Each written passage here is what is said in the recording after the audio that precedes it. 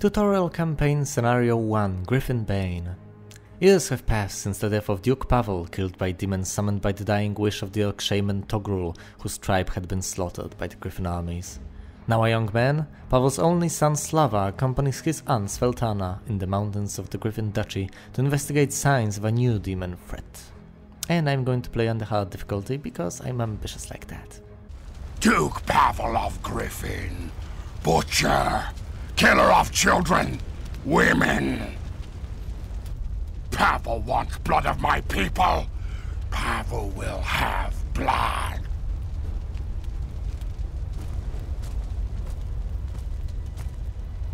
Orc blood is kin to demon blood. Togrul calls to demon lords with Togrul's blood. Come, children of Ergash. Avenge Togrul! Avenge tribe! Your rage runs deep and strong, Shaman. Your call has been heard and answered. I accept your offering.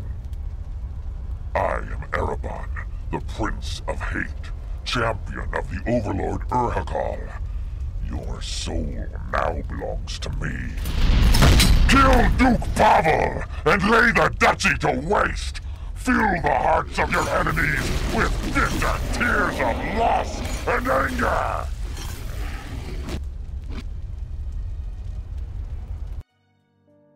Slava, you've heard the reports of demons on our borders. What are you waiting for? Come now, Aunt Sveltana.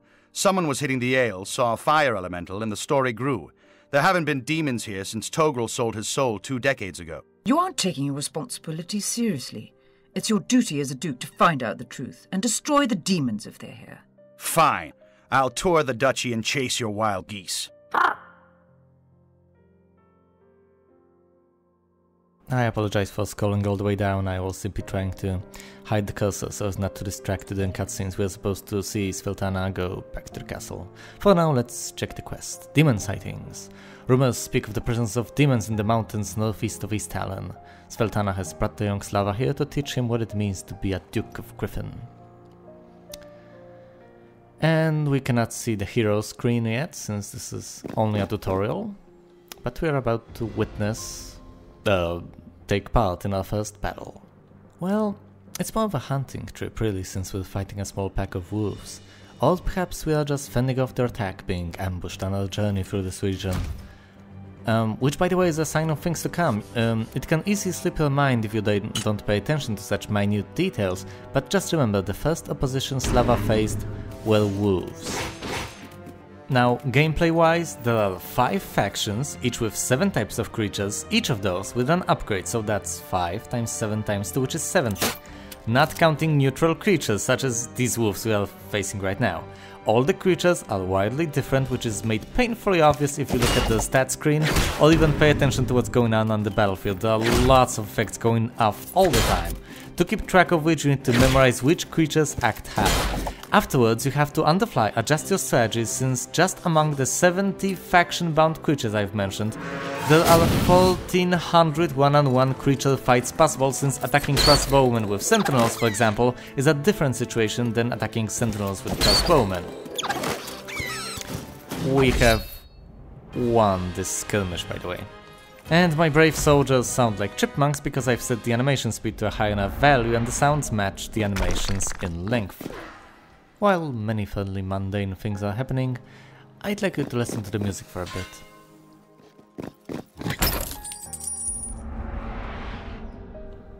Notice how soothing it sounds. It's so powerful yet very delicate that it even manages to put my troubled mind at ease.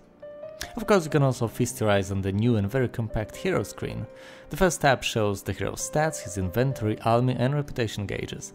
The second, the Dynasty tab, is currently unavailable, while the third is the skill tree, usually displaying 3 main tabs, Might, Magic and Hero, with secondary tabs being subcategories. The one shown here is the Warcries tab of the Might affinity. As you might have noticed, no ability points are currently available, since the only point I have gained for being level 1 has already been spent by default.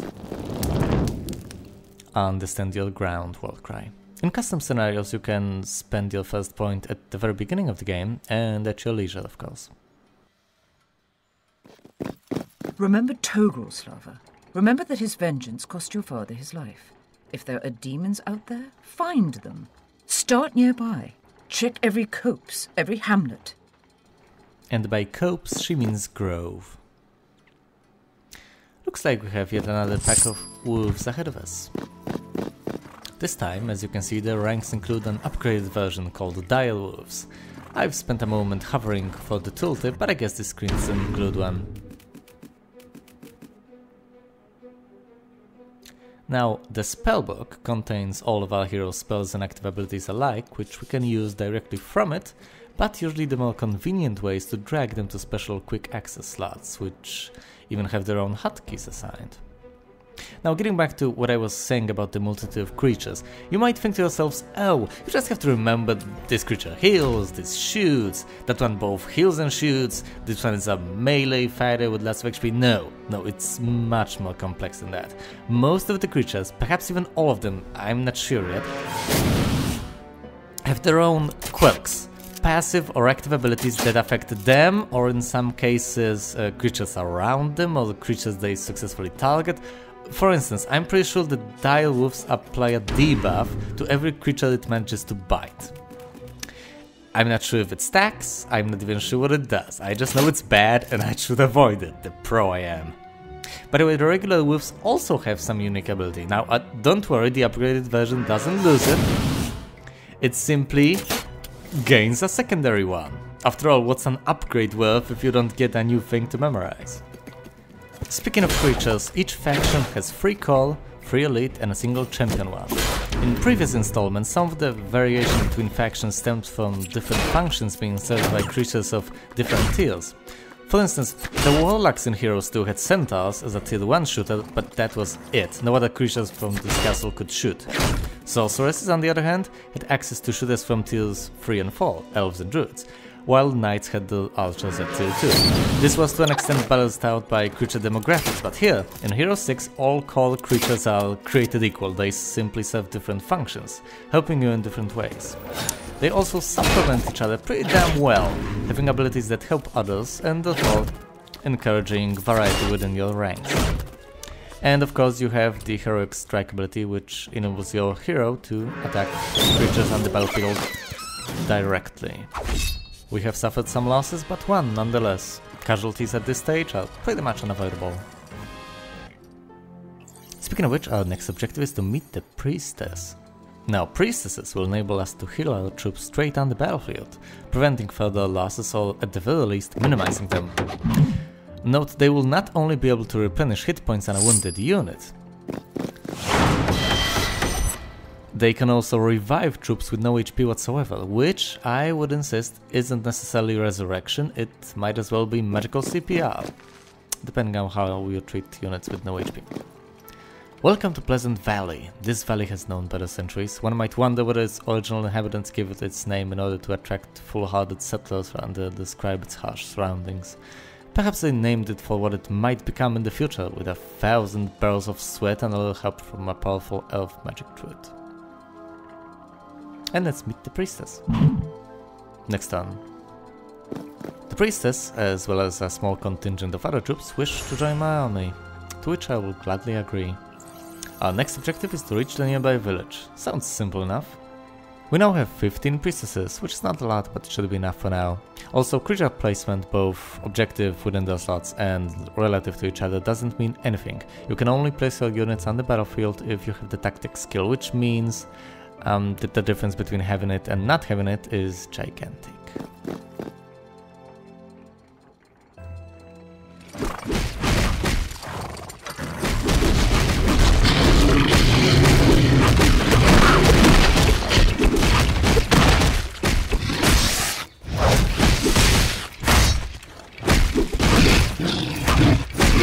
Demons! By the holy light of Elroth, Sveltana was right.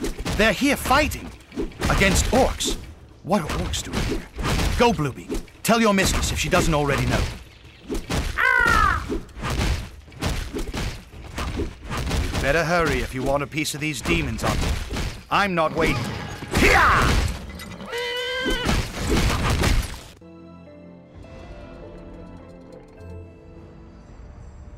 Time for me to elucidate some more on the units you're seeing and how they work, assuming you haven't played Mighty Magic Heroes 6 yourselves. Playing as the Haven faction, we are currently facing an army comprised entirely of infernal creatures, all of which are slightly resistant to fire, but equally more vulnerable to light-based attacks. The monstrosity you've just seen charge at my forces is called a Juggernaut. It's an elite infernal creature, as you remember there are 3 core, 3 elite and 1 champion unit for each faction. Its special abilities include Chaotic Armor, which makes it immune to all defense and resistance lowering debuffs, and Unstoppable Charge, which damages everything in its wake, including units, terrain and even fortifications.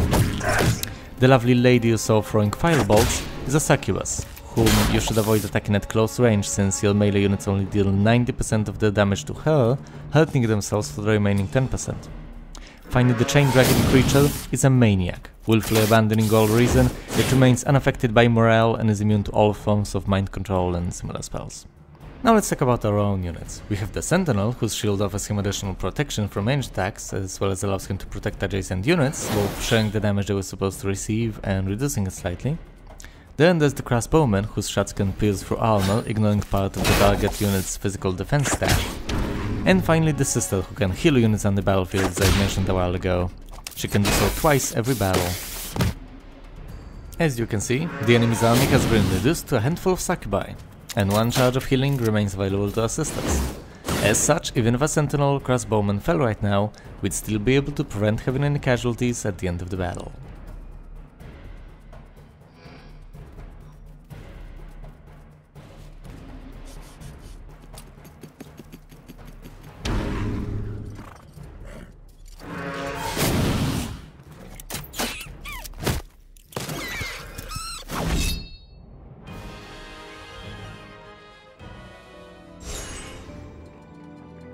May Father Sky light your way. I am Sveltana, Regent of the Griffin Duchy. This is Duke Slava, son of Pavel.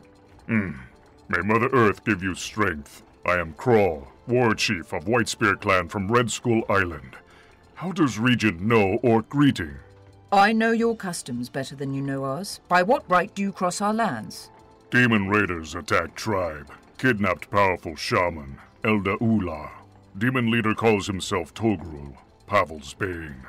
Orcs follow trail to this place. We know this, Togrul. He caused us a great deal of grief. If you come for his bones, know that they were broken, cleansed, and scattered. Togrul. Togrul's spirit has returned, twisted, corrupted by fires of Sheog. War Chief Kral, we have a common enemy. Perhaps we should join forces. Orcs will discuss. Aunt Sveltana, what are you annoyed about? You spoke without counsel, without thinking. I made a suggestion.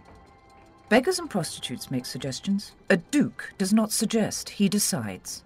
Oh, come now. What about diplomacy? They are walking on your soil, living off your lands. The time for diplomacy is long past. Don't trust people so easily, Slava. Especially orcs. But now you've made an offer and must keep your word. Well, good luck. I must stay and guard the castle. I have to admit, the voice acting in this game is simply beautiful. Not too stiff and flat, not hammy and exaggerated either, smooth and evocative. Especially Sveltana's voice sounds amazingly convincing. I'll elaborate on the discussion itself and the characters involved in a little bit, since our assistance is apparently needed in the nearby town. As such, for the next 5 minutes, try not to forget the gist of who said what and what attitudes the characters exhibited here. Right now, let's lay siege to our first town and cleanse it of demonic presence.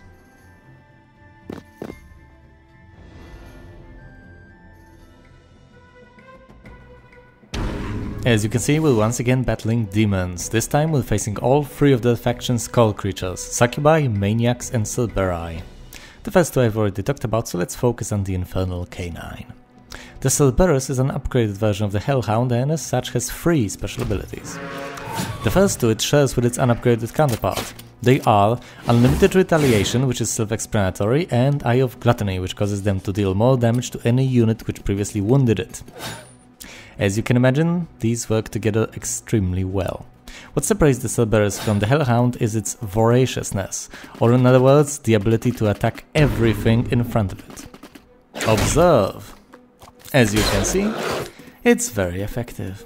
Now I'm in a predicament, since although you'd want to separate your units so they won't all get hit by the Cerberus every time, you're also encouraged to cluster them, since this way sentinels will boost their defense. Moreover, every move you make is an attack opportunity you discard. On the other hand, every attack against the Cerberus only causes them to retaliate, and if a unit touches them even once, they deal more damage to it. I'm going to take a beating either way, so I might as well stand my ground. They finally go down. On a positive note, I have a hero in this battle, while the demons do not. This is fortunate for a few reasons. First of all, a hero boosts the stats of every unit he commandeers by simply sitting there. Secondly, he can act once every turn using an ability, casting a spell, or simply attacking, an act which is otherwise known as a heroic strike. On top of that, every heroic strike Slava performs puts a debuff called Mark of the Heretic on his target, causing it to receive additional damage from all units he controls, or at least all Haven units. Things generally tend to get more complicated once you add units from other factions into the mix. Speaking of complexity, in this game every creature either has a physical or a magical attack. For instance, sentinels stab things, that's physical. Priestesses, on the other hand, use magic. Why is that significant all of a sudden? Well, that's because every creature also has a separate physical and magical defense stat. I dare you to memorize which units are stronger against which types of attacks. Thankfully, you probably should be able to instinctively learn what they feel like, so you won't have to either look up the numbers or play blindly. Also, as you can see from the combat log in the upper left corner, magical damage is further divided into schools, with Succubi dealing fire and priestesses dealing light damage, which ironically causes heavy damage since all Inferno creatures are more vulnerable to it.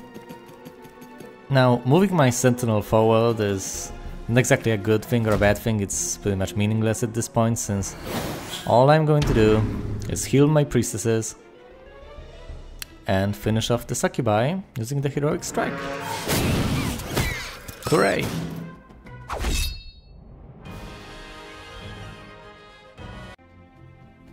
In simpler times we had attack, defense, spell power and knowledge. Now there's might and magic attack, might and magic defense, might and mana. Spells and abilities get more powerful as the hero levels up.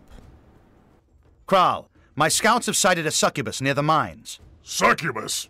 Ah! Humans who give soul to Urgash, like Togrul. Kill her! Wait, Kral. I don't want to lose troops for no reason. Let's at least draw up a battle plan. Okay. Grab weapons, then attack. See? Good plan. I am simply awed by the strategic brilliance of Karl's plan. Oh well, back in the day our barbarians were just as straightforward. Now let's get back to what I was trying to say earlier about the current events. First thing I'd like to point out is that Sveltana is right. She wasn't rude by any stretch of imagination, she questioned the presence of an orcish army on the sovereign territory of the Empire. She wasn't threatening, she wasn't overtly annoyed, she simply demanded an explanation which she obviously deserved.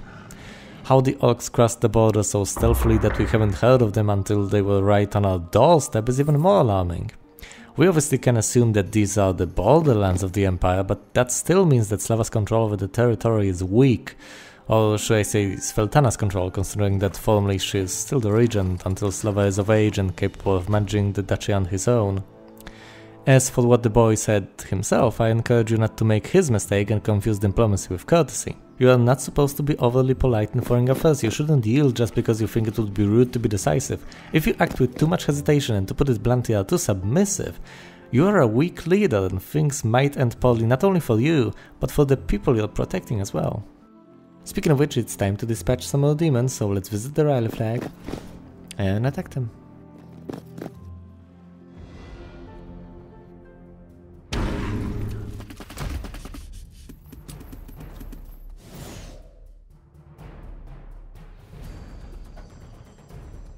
Oh, don't mind me. If your first reaction was to exclaim, "What the fuck is that supposed to be?" know that I share your sentiment. WTF indeed. It appears that everything is hovering in midair as a stump and a fallen log lie on a suspiciously steep hill. Now, while this feels extremely disorienting, I'm fairly certain there's merely an optical illusion. In other words, the only thing that's messed up is how the battlefield is displayed to us, not how it really is. Forgive me if I make some questionable decisions during this battle, but I'm deprived of my square grid and my spatial reasoning is currently going haywire. I'm having a hard time coping with this unforeseen representation. On a positive note, hopefully, you'll never experience this yourself, since this footage was taken a mere few days after the game's release, you know, only 1 or 2 patches into the game's life cycle, so I'm fairly certain this received the attention it was due and got fixed. Anyway, I'm trying to move my priestesses away, even though I can see the grid, so I'm not really sure where the battlefield ends. I just want to keep them relatively safe. And I move my sentinels, leaving the crossbowmen vulnerable because I didn't want the maniacs to go after the priestesses. And it's only going to go downhill from here. Well, no, wait a minute, only 5 maniacs are remaining, so I can heal all of my priestesses. So 3 of them got resurrected. And now I only need to get rid of the remaining maniacs and I'm good to go.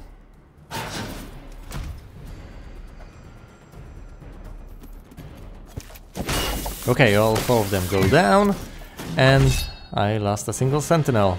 That's acceptable. Oh boy.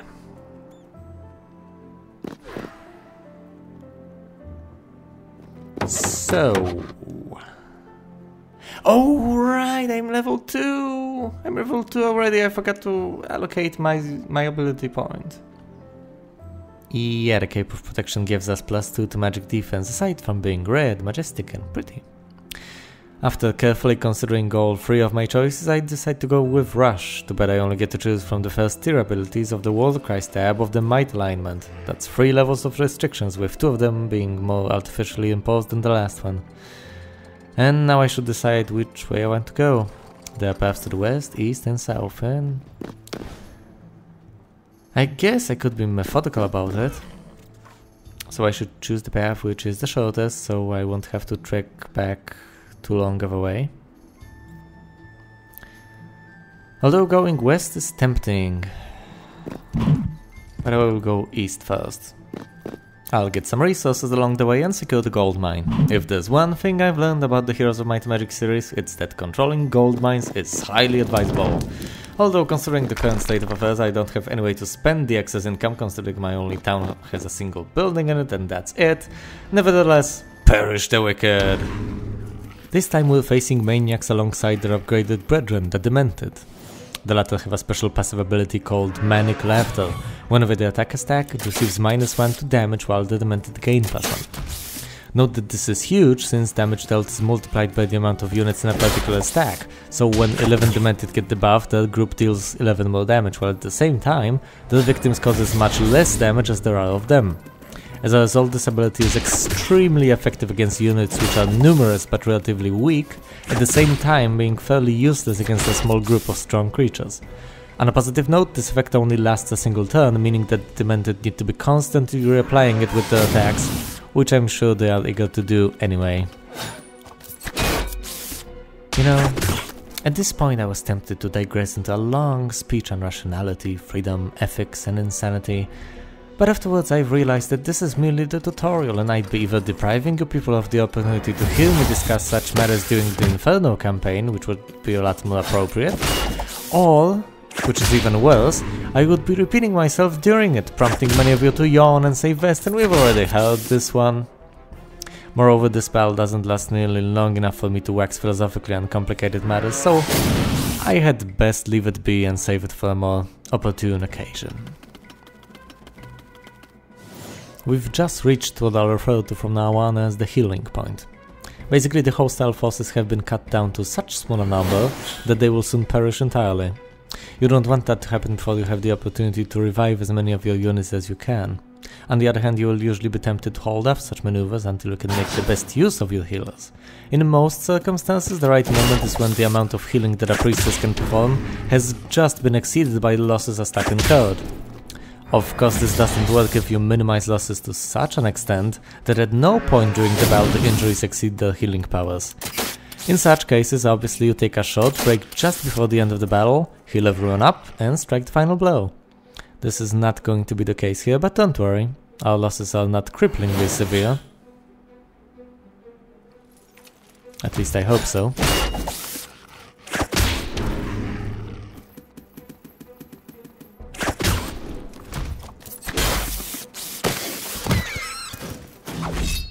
And you can see the numbers for yourselves. A single priestess, 5 crossbowmen, and 6 sentinels were lost. On a positive note, we will gain control of the gold mine next turn. And apparently we're supposed to capture 3 additional mines in the area. Which sounds reasonable. Now let's read the signpost before proceeding either west or south. Danger! Rockfall hazard! This sign delimits the edge of an impressive stone quarry, where a careless step could definitely speed up a person's final rendezvous with Asha. There are traces of fighting around the signpost, and the bodies of a few accidental victims can be made out below in the bottom of the quarry. Now, the signpost is purely what gamers call flavor text. It's irrelevant to the gameplay itself. Its role is only to depict the setting further or reinforce the storytelling aspect of the game. As such, I'd like to point out the obvious. The setting of this game is fairly dark compared to the rest of the series, at least in my eyes. Creature of Thirst for Glory, wish to join my army, what will I answer? Well, gee, I guess I will accept. Way to make me an offer I can't refuse.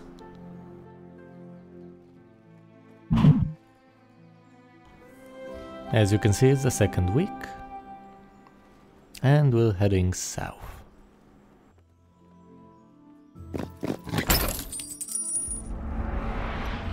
Now, I'm not sure if I should turn left or right at this point, so let's just head back.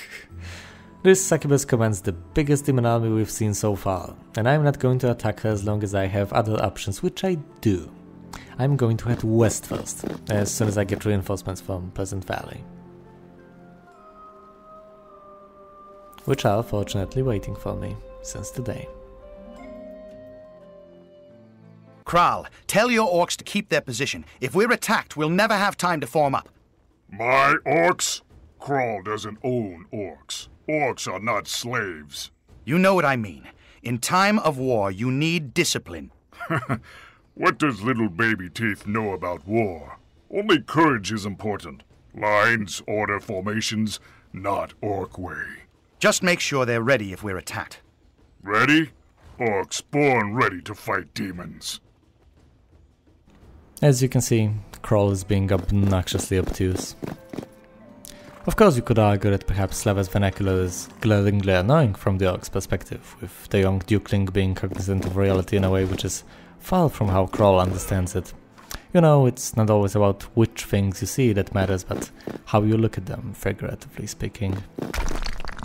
And it appears that our journey to the west has not been such a bad idea after all. We gain +1 to might defense, which is quite useful on the battlefield, I imagine.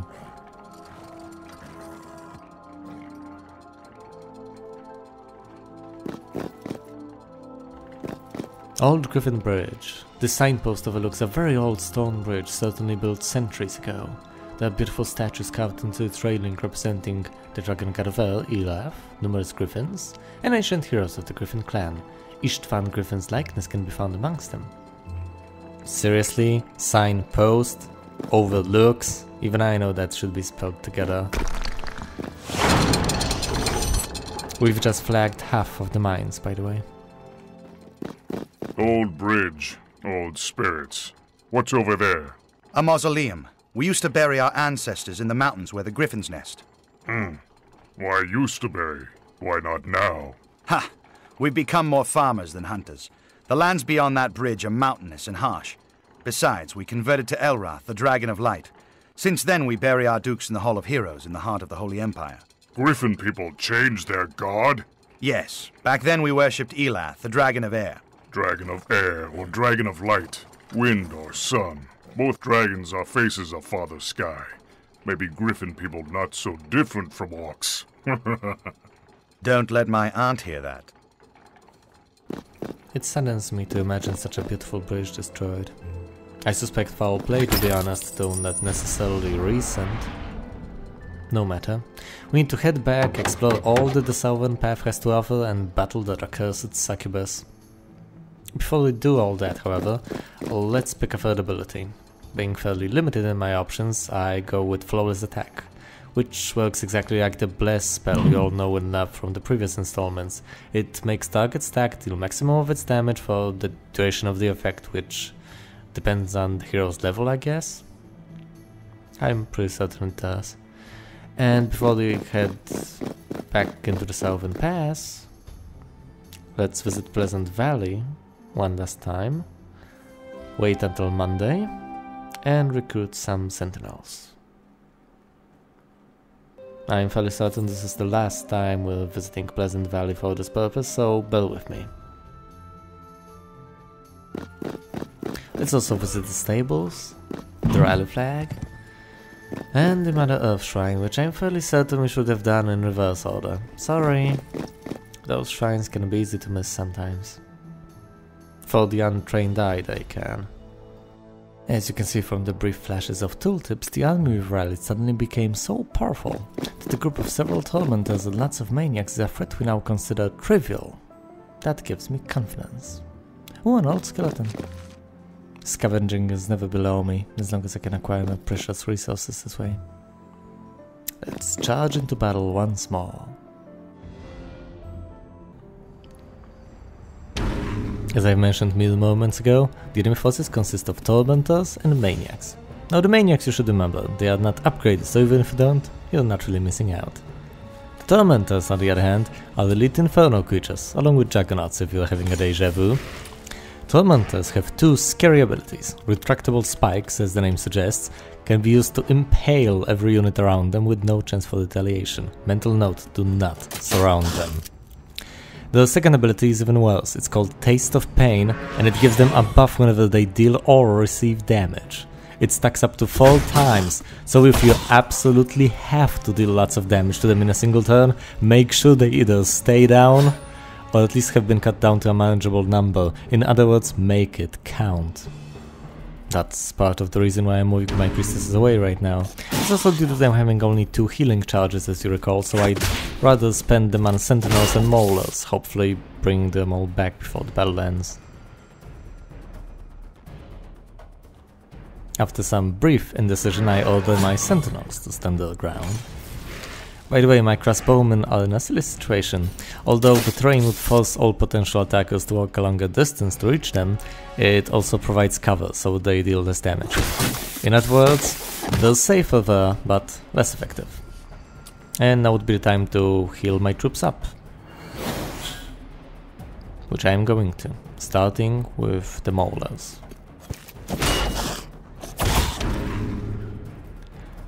And now I'm afraid that the tormentors will be killed in the retaliation, causing me to have minor losses, but losses nonetheless. Yes, she said never trust an orc, but I can't lead and watch my back. I need something to improve the troops' morale. Music? A song? Maybe. A new quest. Let's check it out. Humans and orcs have trouble fighting together and morale is low. To improve things, Slava should seek the old artifact known as the War Horn of Legion. The sound of this dwarven elephant will lift the spirits of any warrior. If I ever discover its location, I will certainly not hesitate to retrieve it. For now, let's collect the nearby resources and end the turn. Are you Togrul? Do I look like an orc? Honestly, young man. Where is Togrul hiding? Where did he take Ula? Please, are you telling me your scouts can't track a demon army? Let Crawl question Demon. Crawl knows how to get answers. I will not become a demon in order to defeat them. And the only answer you'll get from a succubus is a web of convincing lies. Slava thinks with heart, then pretends to think with head. Yeah, Griffin not so different from Orc.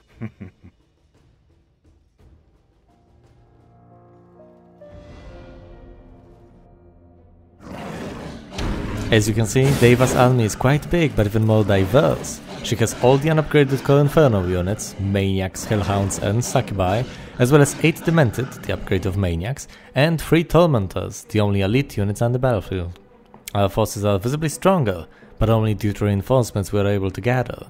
The Sentinels' numbers have been strengthened thanks to new recruits at Pleasant Valley, while the Orcs we've managed to convince to serve under Slava's command are arguably stronger than the rest of our forces combined, which reminds me, I haven't yet told you about the Maulers and what they do. Let me get right on that. Maulers are shielded from quarter of ranged damage, same as the Sentinels, but they also have an ability called Taste of Blood. It stacks up to 4 times, lasts the entire battle, and gives them +1 to damage for each Mauler each time they get hit. So that would be almost 200 points of bonus damage, assuming my almost 50 Orcs would get hit 4 times and later healed to their full numbers. Scary stuff. Well, at least if you're fighting against them. On the other hand, the damage output of our crossbowmen is slowly becoming laughable, as is the healing offered by the priestesses, even more so now that only 6 of them remain. It's not so much the loss that scares me, it's the fact that we couldn't get more of them to begin with. There's still no way for us to recruit much of anything, save for a few additional sentinels from Pleasant Valley, a place I'd rather not return to unless strictly necessary. For the time being, I guess we should focus on more immediate problems, like ending the spell with relatively small losses. I cast Flawless Attack on Maulers, so they should probably rip through everything I send them against, while my crossbowmen are better off not within range of Tormentor's retractable spikes. They'll either get a chance to shoot at the Succubi or at least lure units into the vicinity of the Maulers, either way is fine. By killing the Hellhounds, I strike down the first enemy stack in this battle. On the other hand, there's little I can do for or with my priestesses. I use the last of the healing powers to revive one of their sisters, but that's it. It's also pretty depressing to see how little damage my sentinels deal in comparison to a similarly sized group of maulers. Regardless, I take a stab at the maniacs and shield the maulers. That's one thing the sentinels excel at. And it's over. All of my priestesses go down.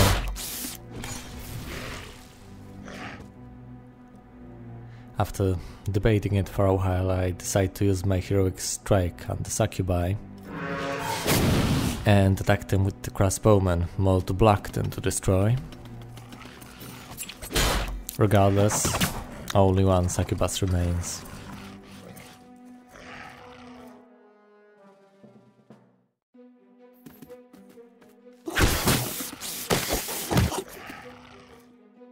And now I will just methodically clear up the remaining Inferno forces. There will be some additional losses, but I can no longer help it.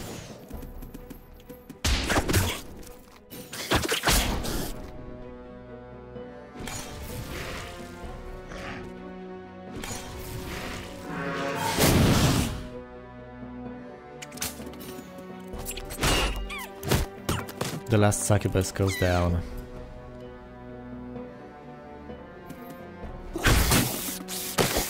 As do the Demented.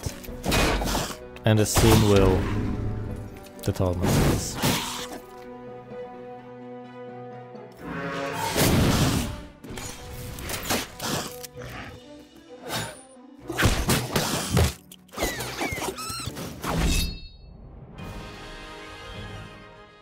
Togrul brought Elder Ula here for a reason.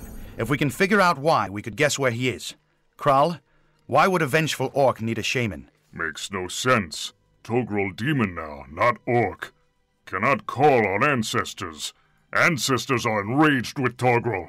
Could he force Ula to torment my ancestors? If Togrul angers spirits of Griffin, Slava and Slava's children will be weakened. That must be it. He's going to our family's mausoleum, but no one's been buried there for ages. After clearing the region of demonic presence, serenity once more returns to this valley. Even though our losses were substantial, no life was lost in vain. There's one last step we must take to make sure this region is safe, and that is to secure the remaining crystal mine. Which we shall do promptly.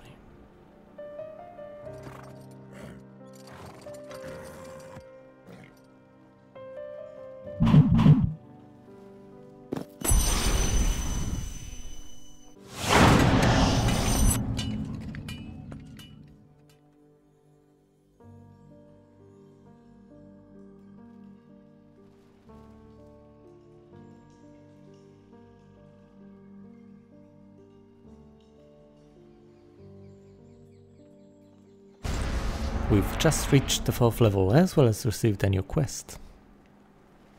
Let me see. Very much in line with everything that happened up to this point, we're supposed to march through the underground tunnels to reach the mausoleum, which we presume Togrul is currently desecrating. Let's descend.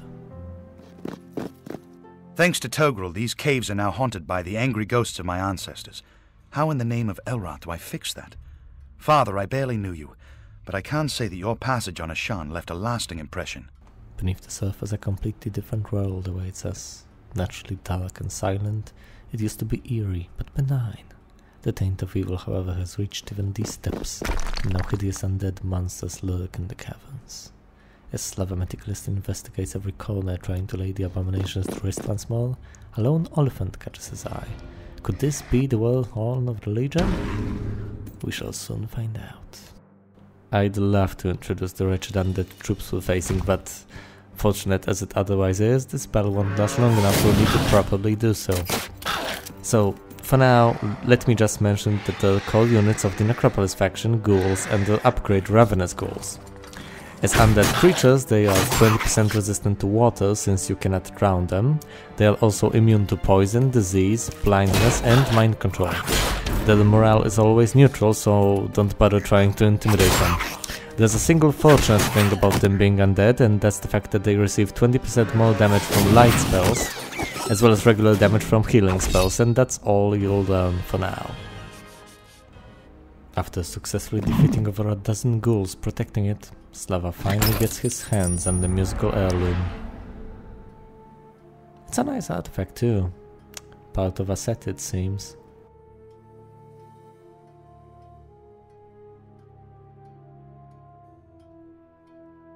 Nice horn. Can Slava blow it? Give troops courage of Father Sky. Maybe. If we're lucky, it'll raise the army's spirits. How you know? Would you believe a little bird told me?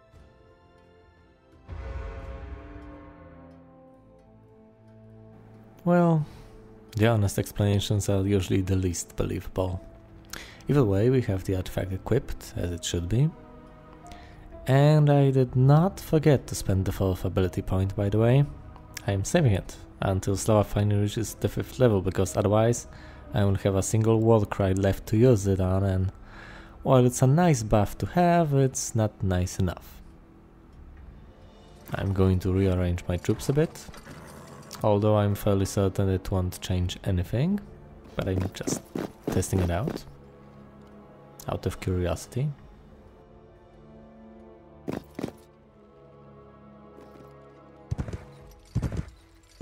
What is this? Kral, son of Kashat, betrays orcs, fights with Griffin. Betrayer calls me betrayer. Togrul is worse. Becomes demon, greatest enemy of orcs. Where is Ula, Togrul? It's me that you want, not her. Togrul will have you all, son of Pavel. Griffin took everything. Family, tribe, home. Now Togrul is Griffin Bane. For those of you who remain biased and oblivious, let me spell it out. Slava's father committed genocide, okay? It was a ruthless slaughter where his troops killed every orc they found, regardless of age, gender, and political views. I'm not saying Togrul is not evil, I'm not saying you can blame him. Make of it what you will. In this battle, the two remaining core Necropolis creatures are introduced, ghosts and skeletons. Both of them benefit from being undead. If you don't remember what that means, rewind. Ghosts have 3 abilities on top of that. The first, passive but temporary, Spirit Form, which makes them immune to 50% of all damage received before they act, that is, at the very start of the battle. The second is passive and permanent. They are incorporeal, which means they can pass through solid matter and receive 25% less might damage. The last ability is active and has 2 charges. It's called Wail of the Neverworld, and it heals a target undead unit a little bit on its own, while also dealing damage to all enemy stacks adjacent to it, and returning all that damage as healing. That's it for the ghost, on to the skeleton, which is now actually dead. It's a ranged unit that has a single ability, Hollow Bones. which reduces ranged might damage it receives by 50%. As for this battle, we are one heroic strike, one shot, and one orcish clubbing away from victory.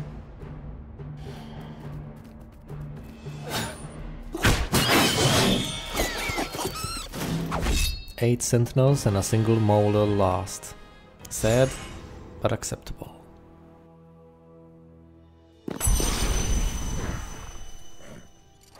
Powerful magic. Humans have so many artifacts. Can bury them with dead? What better way to honor them? The sword doesn't make the man, it's the man who makes the sword. Ancestors better remembered when sword fights in hands of their children. When Crawl swings blade, strength of father swings with me. Crawl is edge, ancestors are iron. Get artifacts, Slava. Ancestors don't need them. That was a pretty damn convincing speech. If I didn't know better, I'd say this is the very same reasoning every grave robber uses. After all, dead men don't need gold, all artifacts for that matter. Although I'm not arguing with the underlying logic, because it is sound. I'm also fairly certain Slava's ancestors would rather he used his artifacts than let his men suffer, unless they were total douchebags, in which case, I don't care what they think. The week of what now? Bloodletting. 10% increase in blood abilities efficiency. Well, we only have flawless assault, so I guess that's nice. Let's assault the pyramid. Ah, variety, that's what we need with a dwindling force with no priestesses. But don't worry, if you watch the tooltips closely, we're fighting for 10 upgraded crossbowmen, otherwise known as marksmen. Now for the creatures we're facing. As for the core creatures, you're already familiar with the skeletons and the ghost, as I've introduced them in the previous battle, so let's catch up on the information regarding the ghouls. They have a special ability, aptly named Dead Flesh, which gives them 20% resistance to might damage. Now onto the new guys, the vampires. As you might have guessed, they're elite necropolis creatures. They have two special abilities, on top of being undead of course. The first is Out of Time, which whenever they defend, causes the first attack against them to always miss. The second is romantically named Vampiric Embrace, which returns 15% of the damage they deal as health to them. Don't be too obsessive about my losses, by the way. As I've said, my priestesses are dead and I don't have any healing spells, not due to lack of foresight, but because in this mission I only have access to a single Warcry stab when I level my hero up. Considering there's no magic involved, I love to imagine that Slava is merely shouting out trivial commands which somehow actually work.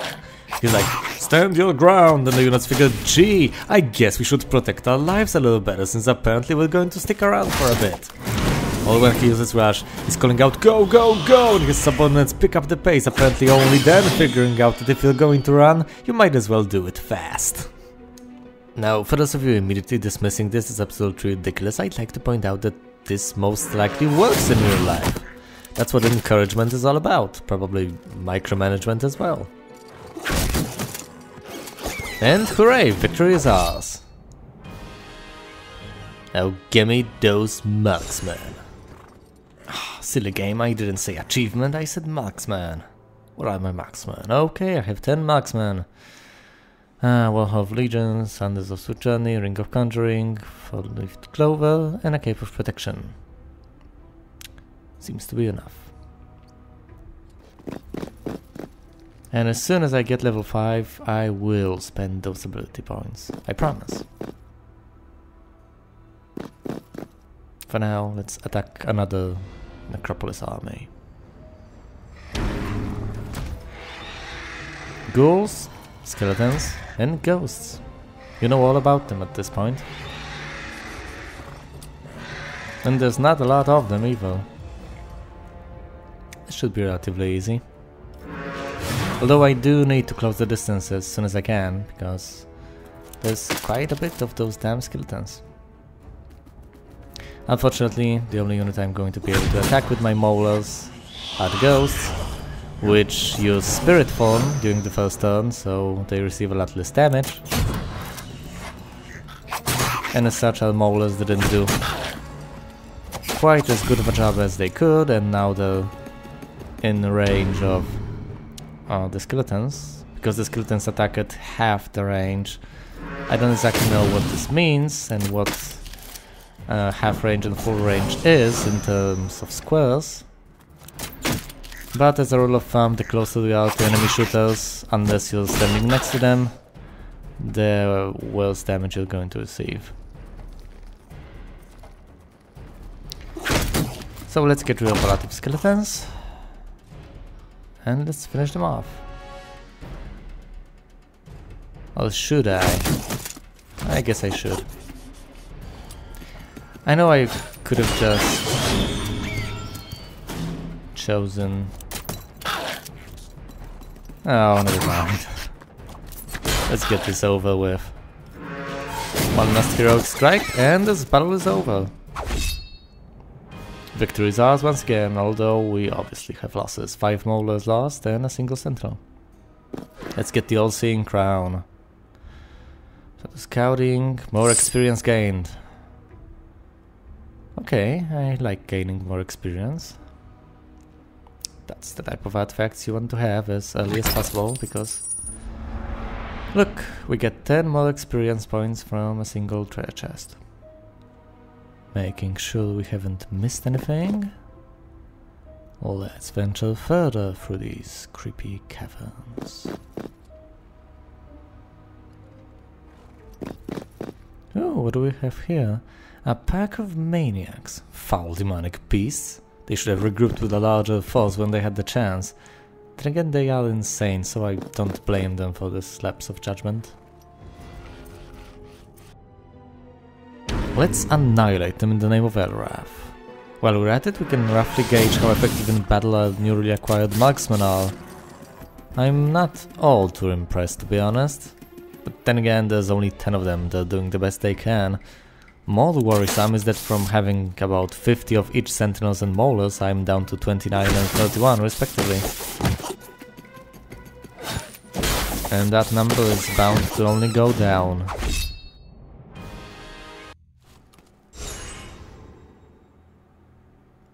Let's grab some more resources. I love how pointless it is to collect them, considering I have no towns to spend them on. I guess it's just blind hope that I will at some point get the chance. Oh, hello there. Do I know you? Oh. Duke Ishvan? Is that you? Why? Told ancestor, Slava is good, Duke. Follows heart. Gives honor to Father Sky, even when speaking of Elrath. Beware Elrath and his pompous angels.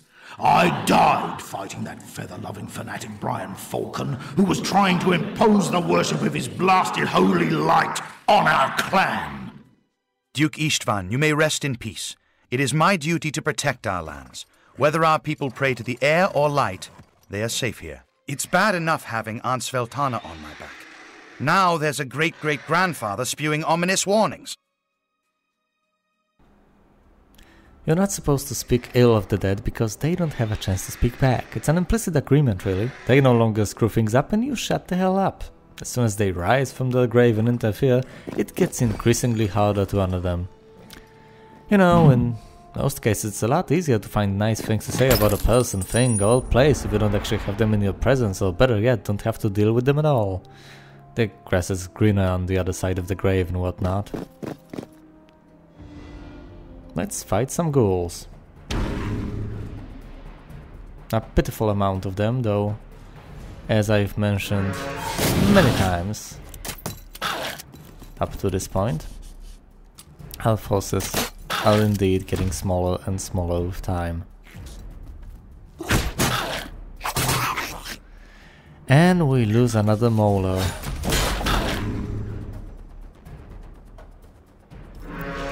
A heroic strike, a shot from the marksman, a lucky shot. Oh no! Okay, no losses here, and there will be no further losses.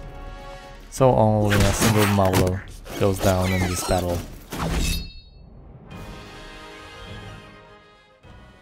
As you can see, there's a stairway back to the surface here, but before we ascend it, let's clear this area out, and to do so we need to defeat some skeletons. Easy.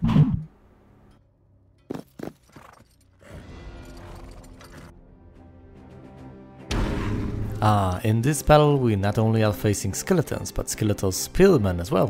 Which doesn't make much sense if you think about it, because both of them chuck spears at you. The upgrade merely has a slicker armor. Of course it wouldn't be an upgrade if there wasn't something peculiar about them, something special, you know, like a new ability.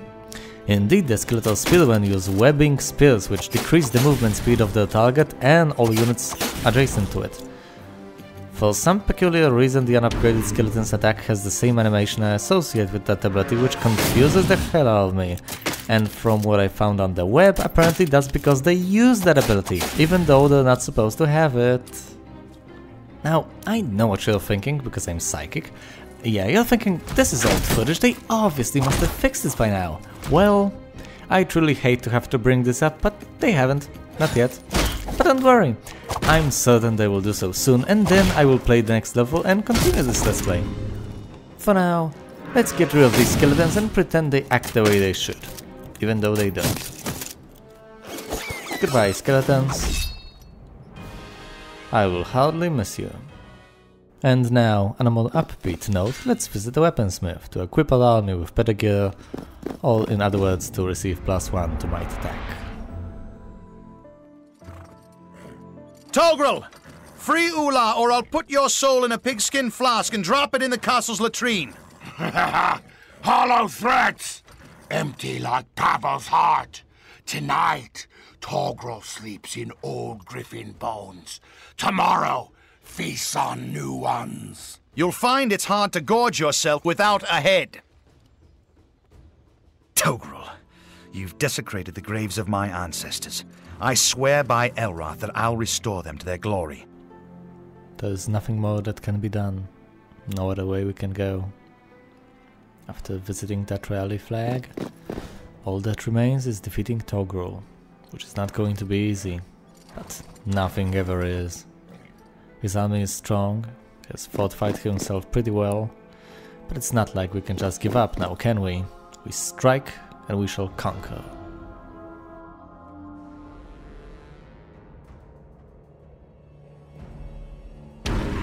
Maniacs, Demented, Hellhounds, Succubi and Tormentors? You know, that thing in the bottom right corner is called a Breeder. It's an elite inferno creature which shoots its plentiful offspring at the enemy, in this case us, and it leeches mana. Every time it attacks one of my creatures, 5% of Slava's mana points get transferred to Togrul. Fortunately, Slava's not much of a mage. One thing I'd really like to point out before everything else, look at the castle walls. Just look at them, they have eyes, they're watching us, just look at them, looking at you, looking at them. Okay, so getting back to this battle, as you can see, our marksman can shoot at multiple targets in the line, which comes in handy when we're trying to defeat the Succubi, and I was lucky enough to hit the Demented there as well. I probably should have mentioned that ability as soon as we got a hold of the marksman, but for some reason I seem to have forgotten about it. Boy, that catapult is not really helpful, is it? Although my troops probably can attack the castle walls at any of those sections, so maybe it's just me being silly. In my defense, there's usually a sinister moat around the castle walls, so I'm used to attacking the gates, but that's just an excuse, isn't it? Regardless of... Whoa, wait a minute. I can hit my own troops? With the marksman? Well, you learn something new every day, unfortunately. I already had a fair share of learning by this point, so I won't figure that out during this battle. But why not? There are so few marksmen alive by this point that it doesn't really make a difference. I'm digging myself deeper, aren't I?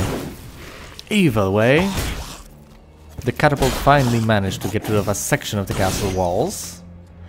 And there are only 4 Tormentors, 3 Breeders, 12 Hellhounds and 25 Maniacs left alive. As you can obviously see for yourselves. As the yellow bricky symbols obnoxiously remind me, everything behind the castle walls is in cover, which renders my ranged troops almost useless. Fortunately, I still have my orcish maulers, which are the real damage dealers in this battle, just as much as in the previous ones.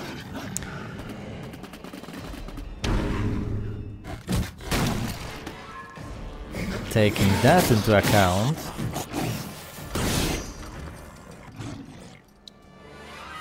let's cast Flawless Assault on them.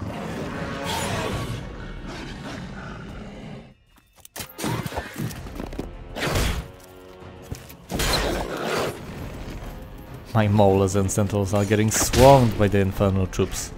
Fortunately, Sentinels help Maulers stay safe while prying through the demonic horde. What should I hit? I guess I'll get rid of 9 out of 10 of Hellhounds.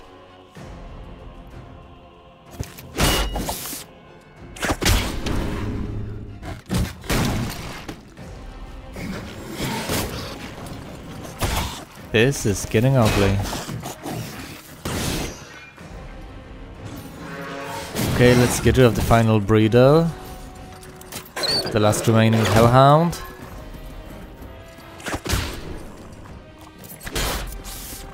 And our marksmen are almost entirely gone.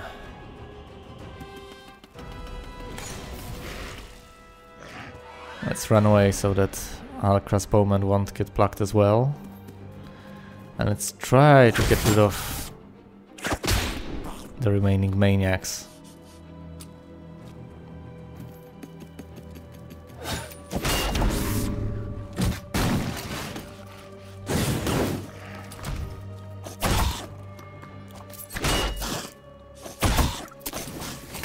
And the marksman went down.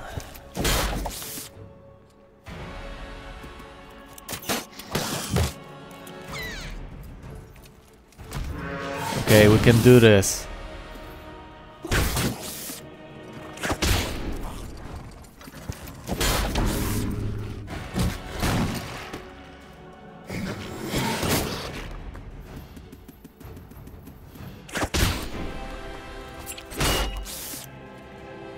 And now, final heroic strike, and victory is ours.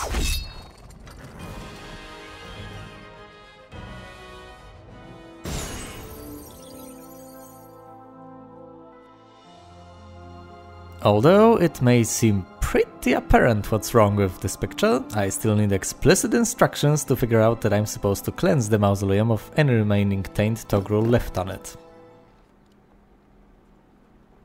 Let's proceed to do so. God, the eyes, the eyes!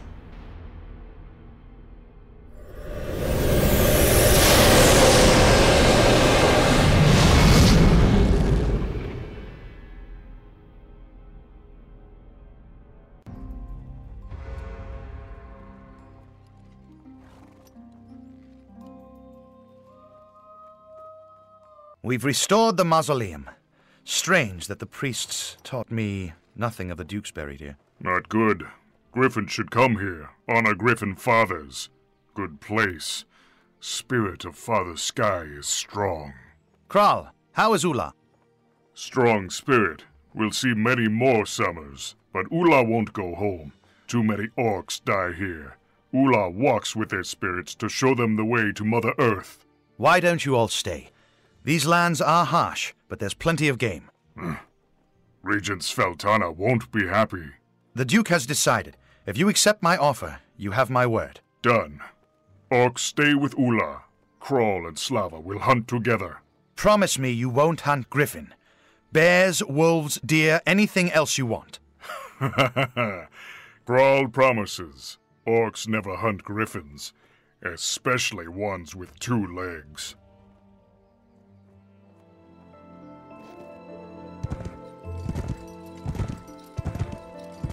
Slava brings up his horse slowly to meet his aunt and regent. Sveltana is taken in a beautiful view of the Duchy of Griffin, the very place where a tremendous battle once took place that had cost her brother Pavel his life.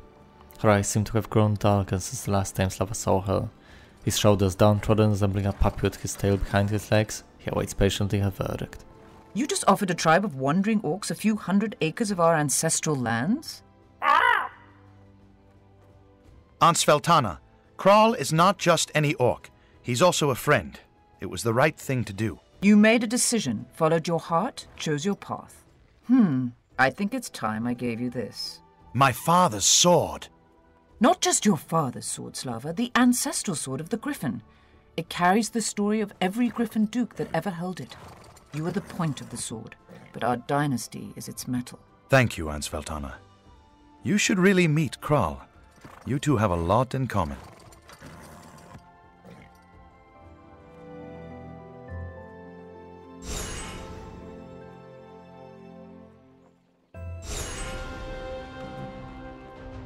And so concludes this chapter of our adventure.